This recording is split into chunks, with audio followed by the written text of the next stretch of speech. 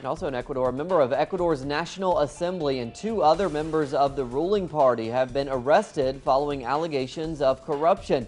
Government leaders say they will not tolerate corruption and that those alleged to have been involved have been kicked out of their País Alliance party.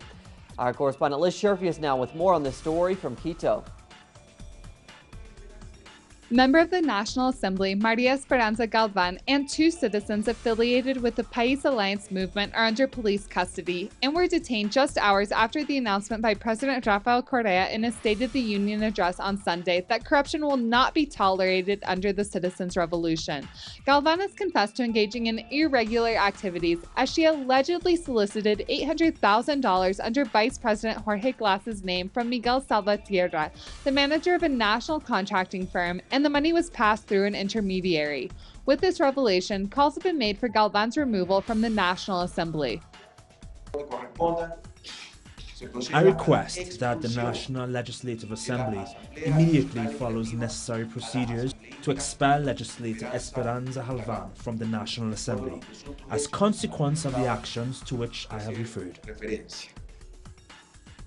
Leaders of the ruling País Alliance movement are denouncing these acts of corruption committed by members of their own party, and the party's ethical commission has announced the expulsion of the three implicated individuals, as well as the creation of a website where citizens can report corruption anonymously. We are taking this expulsion of our three members of our movement to the National Electoral Council so that they can be erased from the registers of our organization. A commission of the General Comptroller Office is set to investigate all 137 members of the National Assembly over a 40-day period, with the end of ensuring transparency and weeding out all possible cases of corruption which could emerge following the detention of Galvan.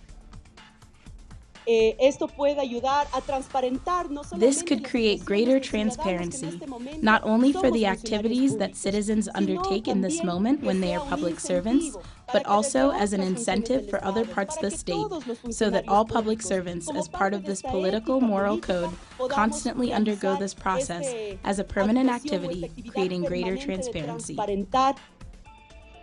The detention of the three individuals is sending a strong message that corruption will not be tolerated under the citizens' revolution. Ecuador is acting swiftly to bring those responsible to justice, and government officials have emphasized that all possible cases both within and outside of the País Alliance party will be investigated as part of a zero-tolerance policy.